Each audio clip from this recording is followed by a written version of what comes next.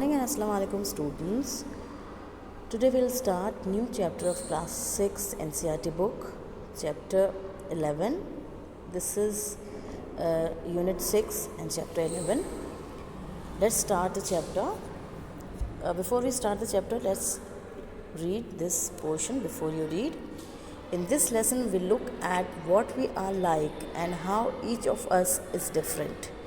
हम इस चैप्टर में देखेंगे, इस लेसन में, इस पार्ट में देखेंगे कि हम लोग किसके जैसे हैं और how each of us is different और कैसे हम एक दूसरे से अलग हैं, भिन्न हैं. We are all interesting people in different ways and we are all good at different things. हम जो हैं अलग अलग तरीके से इंटरेस्टिंग हैं, दिलचस्प हैं और हम लोग किसी न किसी चीज़ में किसी न किसी कोई ना कोई गुण हमारे अंदर है जिसके कारण हम दूसरों से अलग होते हैं. ठीक है ना. तो हम लोग जो है वो अलग तरीके से डिफरेंट है, इंटरेस्टिंग है और हमारे अंदर कोई ऐसी चीज़ है जो कि दूसरों को हमसे भिन्न करती है, हमें दूसरों से भिन्न करती है और कोई ना कोई हमारे अंदर ऐसी अच्छी बात ज़रूर है. हर एक इंसान के अंदर कोई ना कोई अच्छी बात ज़रूर होती है. As you read this, think about what you are like and what you enjoy doing. आप जब इसको पढ़ेंगे तो आपको पता चलेगा कि आप किसके जैसे हैं और आपको क्या चीज़ करना अच्छा लगता है. हु आई एम चैप्टर का नाम है. हु आई एम मतलब मैं कौन हूँ या मैं हूँ कौन. मैनी वॉइसेस मतलब इसके अंदर अलग अलग तरह से लोगों ने, बच्चों ने अपने बारे में बताया है कि वो क्या है, क्या चीज़ उनको पसंद है और किस तरह के वो हैं. मैनी वॉइसेस मतलब बहुत सारी आवाज़ों में हमें ये देखने को मिलेगा. पहली आवाज़ किसकी है? राधा की. My favourite activity is climbing trees. Just outside our house there is a mango tree which I love to go up. अब राधा बता रही है कि उसकी फेवरेट एक्टिविटी मतलब उसका फेवरेट काम है क्लाइंबिंग ट्रीज मतलब पेड़ों के ऊपर चढ़ना. जस्ट आउटसाइड आवर हाउस वो बता रही है हमारे घर के बाहर. There is a mango tree which I love to go up. एक मैंगो ट्री है जिस पे मुझे चढ़ना बहुत अच्छा लगता है. लव टू मतलब मुझे पसंद है उस पर चढ़ना. It's branches spread out. उसकी ब्रांचेस जो हैं, उसकी टहनियाँ जो हैं वो दूर तक फैली हुई हैं. So it is simple to climb up the tree. तो उस पर चढ़ना और भी ज़्यादा सिंपल हो जाता है क्योंकि टहनियाँ जो है वो काफ़ी दूर दूर तक फैली हुई हैं. And I can sit comfortably in the fork of two branches. और जो दो ब्रांचेस के बीच में गैप है मतलब जो ब्रांचेस को जो विभक्त करता है वो जगह कहलाती है फोक. उस पर बैठना, आराम से बैठना उसे बहुत अच्छा लगता है. My mother tells me it is not sensible for girls to climb trees but one afternoon she climb up too. मेरी मम्मी मुझे कहती हैं कि लड़कियों का पेड़ पर चढ़ना एक समझदारी वाली बात नहीं है, लेकिन but one afternoon she climbed up too. लेकिन एक दोपहर को वो खुद भी आई और पेड़ पर चढ़ गई. And both of us sat there talking and eating raw mangoes. तो हम लोग दोनों जने वहाँ पर आराम से एक दोपहर को बैठ गए और उस पर बैठे हुए हमने काफ़ी सारी बातें की और बैठे बैठे वहाँ पर हमने ईटिंग रॉ मैंगोज़ मतलब हमने साथ साथ कच्चे आमों को भी वहाँ पर बैठे बैठे बातें करते करते खाया. When I am high up in the tree, I feel like I can rule the whole world. अब वो लड़की राधा बता रही है कि जब मैं उस ट्री पर ऊपर बैठी हुई थी तो मुझे ऐसा लग रहा था कि मैं पूरी दुनिया पर राज कर रही हूँ. ऐसी उसको फीलिंग आ रही थी, ऐसे उसके मन में भाव आ रहे थे. तो ये तो थी राधा की बात. अब सेकंड कौन है? सेकंड है नासिर. नासिर क्या सोचते हैं उसके बारे में पढ़ते हैं. When I grow up, I want to become a seed collector. We have cotton field in our village and every year my father spends a lot of money on buying new seeds to grow our cotton plants. अब नासिर बता रहा है कि जब मैं बड़ा होऊंगा तो मुझे क्या बनना है? बड़े होके सीड कलेक्टर मतलब बीज इकट्ठे करने वाला बनना है.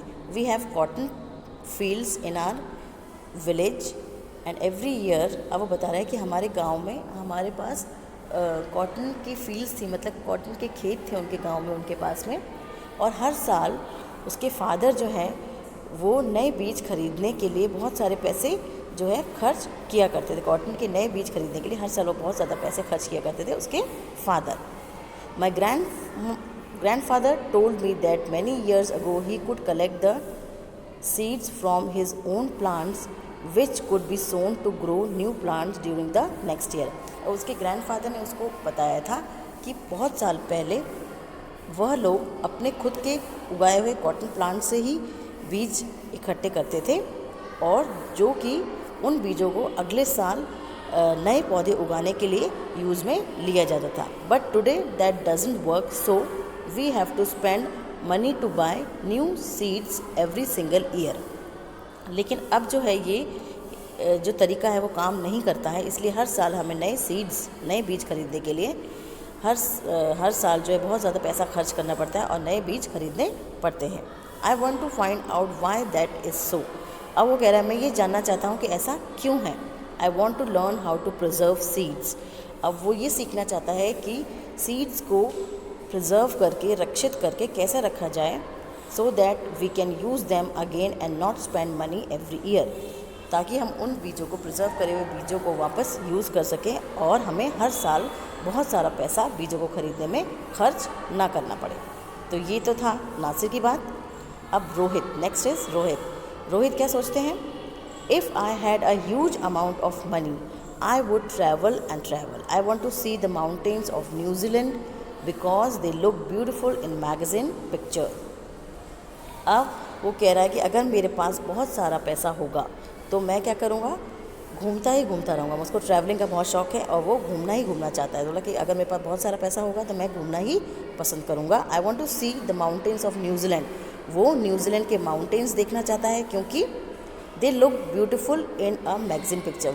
मैगज़ीन में उसने देखा है उसकी पिक्चर्स को, तो बहुत ज़्यादा ब्यूटीफुल दिखते हैं, बहुत ज़्यादा खूबसूरत दिखते हैं। I wish I could sail down the Amazon river in South America on अ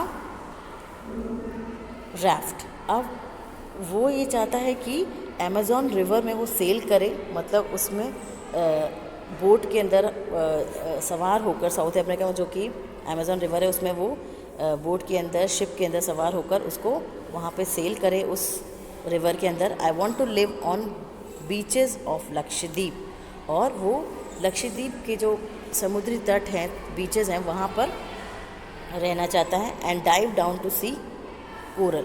अब वो समुद्र के अंदर डाइव करके ये देखना कोरल को देखना चाहता है। कोरल क्या होता है?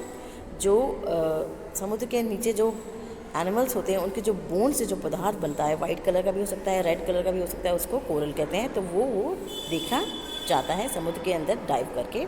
आई suppose I should go to the Konark temple in Odisha और the old city in Beijing in China and the pyramids in Egypt too.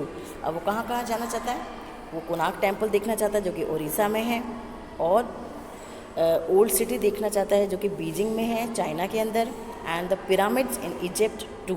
और इजिप्ट के जो पिरामिड्स बने हुए हैं वो भी उनको देखना चाहता है। But what I actually enjoy is seeing nature more than old buildings. उसको नेचुरल चीज़ें, मतलब जो नेचर से बनी हुई चीज़ें, पेड़ पौधे, पहाड़, नदी, ये सब देखना उसको ज़्यादा पसंद है, बजाय कि ओल्ड बिल्डिंग्स जो अपनी ऐतिहासिक इमारतें बनी होती हैं, पुरानी बिल्डिंग्स जो बनी होती हैं उसको देखना उसको इतना अच्छा नहीं लगता है जितना कि उसको नेचर से रिलेटेड चीज़ों को देखना अच्छा लगता है। So children, today we end this chapter till Nasir's thoughts. So in my next video we'll continue this chapter with Sarabjit. ठीक है? Okay, till then, thank you, have a nice day.